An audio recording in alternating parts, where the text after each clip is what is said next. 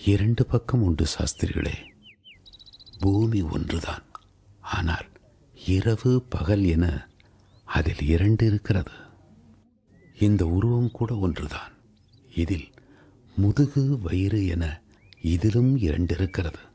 அதே போல்தான் வாழ்க்கையும், அதில் பிறப்பு இறப்பு என இரண்டு இருக்கிறது.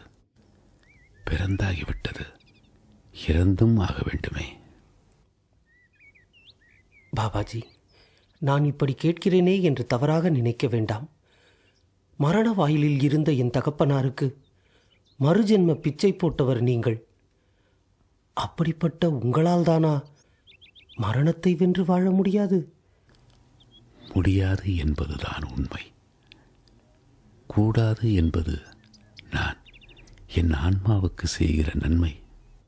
ஏன் முடியாது? உங்களைப் போன்ற மகா புருஷர்கள் காலம் கடந்து வாழ்ந்தால்தானே நல்ல விஷயங்களும் வாழும். சாஸ்திரிகளே, இந்த உலகம், இதில் நாம் வாழும் வாழ்க்கை எல்லாமே அற்பமானது. இதையெல்லாம் விட பெரிய விஷயம் நம் பிரபஞ்சத்தில் இருக்கிறது. இந்த உடம்பு ஒரு சுமை என்பது தங்களுக்கு தெரியாததா?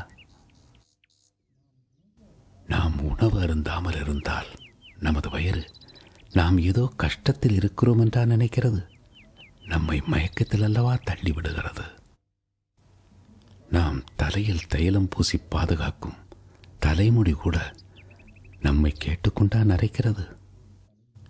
ஒரு தலைமுடி, அதுவும் நமது தலைமுடி, அது கூட நம் பேச்சை கேட்க மறுக்கும் பரிதாபிகள் அல்லவா நாம்.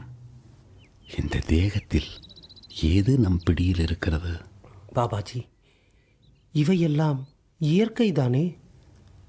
அந்த இயற்கையை மேலான தவசக்தியால் வெல்வதே மனித பிறப்பின் நோக்கமாக இருக்க வேண்டும். பாபாஜி, நீங்கள் என்ன கூறுகிறீர்கள்?